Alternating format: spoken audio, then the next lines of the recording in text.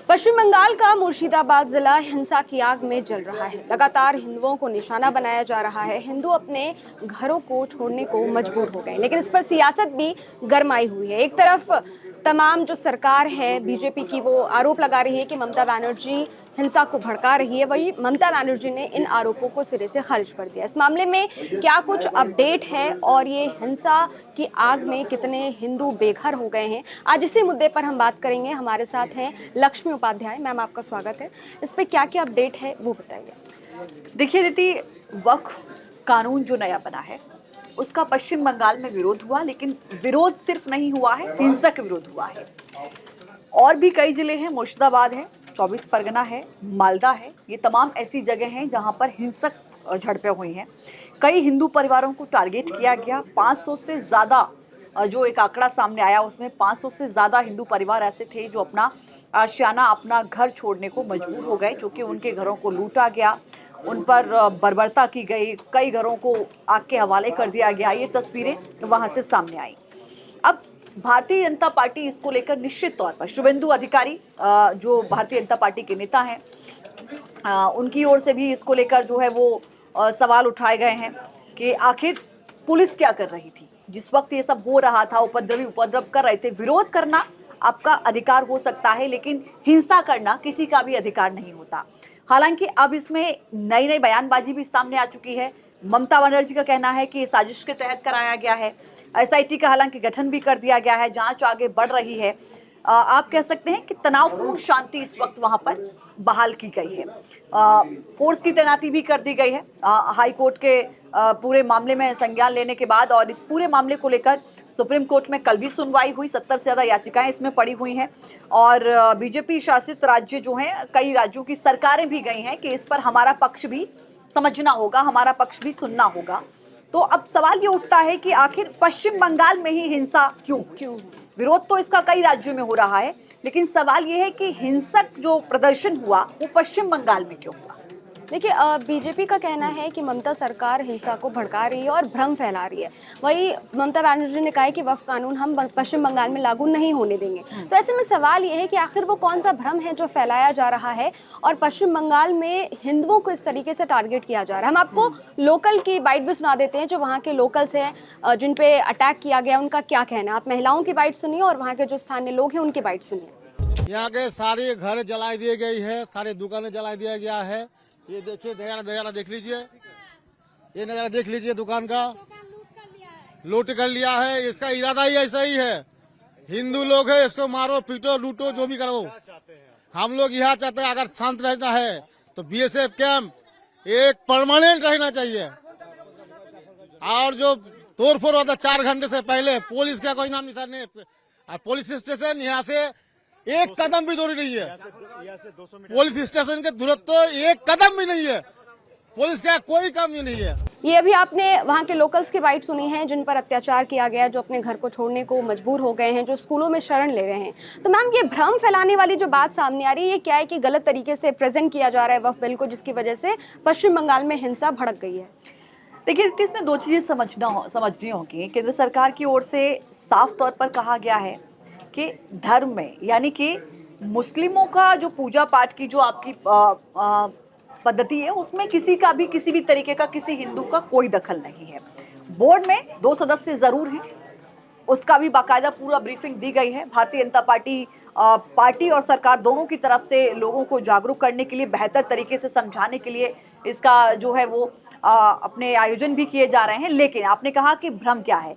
अब जब ममता बनर्जी ये कह देती हैं कि पश्चिम बंगाल में इसको हम लागू नहीं करेंगे, बावजूद इसके अगर हिंसा होती है तो इसके लिए जिम्मेदार कौन है, पहली बात। दूसरा ये है कि बाकी राज्यों में अगर देखें, चूंकि अब मुख्यमंत्री योगी आदित्यनाथ का जब बयान आया उस पर ममता बनर्जी की ओर से भी पलटवार किया गया। मुख्यमंत्री योगी आदित्यनाथ ने ये कहा कि देखिए, अगर आप किसी भी राज्य में मुख्यमंत्री हैं और आपके राज्य में इस तरीके की हिंसा हो रही है तो उसकी जिम्मेदारी किसकी होती है? आपकी होती है, क्योंकि पुलिस आपकी है, गृह मंत्रालय राज्य का आपके पास है, पुलिस आपके पास है। तो ऐसे में आप क्या कर रहे हैं? ममता बनर्जी को लेकर यह भी कहा जा रहा है कि अभी जब मौलानाओं के साथ वो एक मीटिंग में पहुंची तो वहां पर भी उन्होंने कई चीजों का जिक्र किया। लेकिन सवाल ये भी बीजेपी की ओर से उठाए जा रहे हैं कि मुर्शिदाबाद, जहां पर हिंदुओं को टारगेट किया गया, जहां पर उनके घरों को जला दिया गया, जहां पर उन्होंने अपने आशियाने छोड़ने को उनको मजबूर होना पड़ा, आखिर वहां ममता बनर्जी अब तक क्यों नहीं पहुंची है? तो ये जो भ्रम फैलाया जा रहा है कि नहीं मुस्लिमों की प्रॉपर्टी को ले लिया जाएगा, उनका दखल जो है वो कम कर दिया जाएगा, तो इस तरीके का जो भ्रम है वो आखिर कौन फैला रहा है? ममता बनर्जी कह रही है कि साजिश के तहत हुआ है, तो साजिश किसने की है? आप इसको समक्ष क्यों नहीं रखती हैं? क्योंकि देखिए पिता पुत्र की जो हत्या हुई उसमें 2 आरोपियों की गिरफ्तारी हो चुकी है। अब तक कई पुलिसकर्मी भी इसमें घायल हुए हैं, 3 लोगों की मौत भी हो गई है, जिसमें एक पिता पुत्र भी शामिल थे, और एक जो आरोपी पकड़ा गया है वो बांग्लादेश के बॉर्डर से उसकी गिरफ्तारी हुई है। तो ममता बनर्जी की ओर से भी कहा जा रहा है कि जो दंगे हुए, जो उपद्रव किया, उसमें बांग्लादेशी भी शामिल थे, और बांग्लादेश के अगर लोग शामिल हैं तो जाहिर है कि बॉर्डर की जो सुरक्षा है वो केंद्र के भरोसे होती है, केंद्र के हाथ में रहती है, तो उसमें हम कुछ नहीं कर सकते हैं। ये भी आरोप ममता बनर्जी की ओर से लगाया गया है। देखिए, एक जो बात इसमें ये सामने आ रही थी कि बांग्लादेश से इसके तार हिंसा के जुड़े हुए हैं, ऐसी रिपोर्ट सामने आई, मीडिया रिपोर्ट, जिसमें कहा गया कि हिंसा फैलाने की जो साजिश थी वो रामनवमी को तय की गई थी कि उस दिन फैलाया जाएगा, प्रॉपर प्लानिंग की जाएगी, और तुर्की के जो वहाँ से थे वहाँ से फंडिंग की गई थी, तुर्की से फंडिंग की गई थी, 500-500 रुपये में दंगाइयों को बुलाया गया था, और ये कहा गया था कि आप जितना आप हिंसक प्रदर्शन करेंगे, आप जितना हिंसा फैलाएंगे, आपको उतने पैसे दिए जाएंगे। ये किसने लेकिन एक मीडिया रिपोर्ट्स के हवाले से खबर आई थी कि इस तरीके की बात सामने आ रही है, जांच एजेंसी ने ऐसा कहा है, मतलब सामने आई है बात।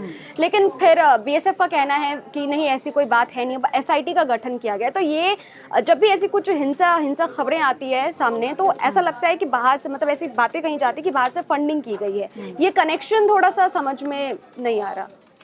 देखिए, जब पश्चिम बंगाल की बात होती है ना अदिति, तो देखिए पता नहीं क्यों मुझे कहना चाहिए या नहीं, लेकिन अक्सर लोगों की जुबान पे ये आता है कि पश्चिम बंगाल में हिंसा एक पर्यायवाची सा बन गया है। चुनाव से पहले हिंसा होगी, चुनाव के वक्त हिंसा होगी, चुनाव नतीजों के बाद हिंसा होगी।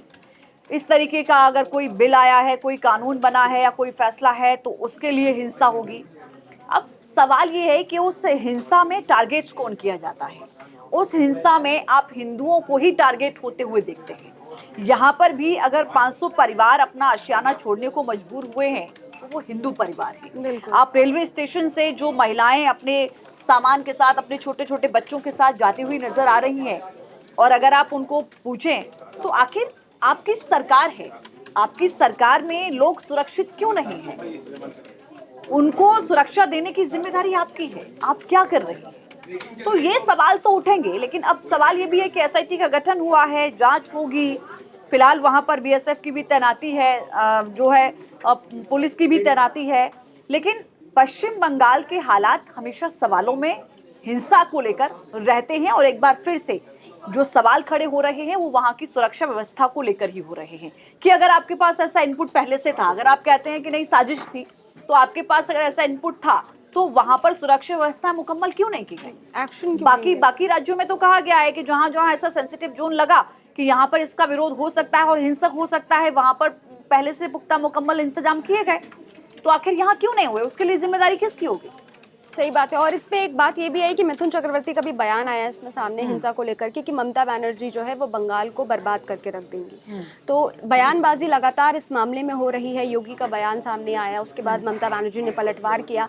फिलहाल तनावपूर्ण स्थिति बनी हुई है वहाँ पर मुर्शिदाबाद में। जो भी हालात हैं उसको लेकर हम लेटेस्ट अपडेट आप तक पहुँचाते रहेंगे। इस वीडियो पर आपकी क्या राय है? ये वीडियो आपको कैसा लगा हमें कमेंट बॉक्स में ज़रूर बताइएगा। बाकी देश और दुनिया की तमाम खबरों के लिए देखते रहिए न्यूज़ नेशन।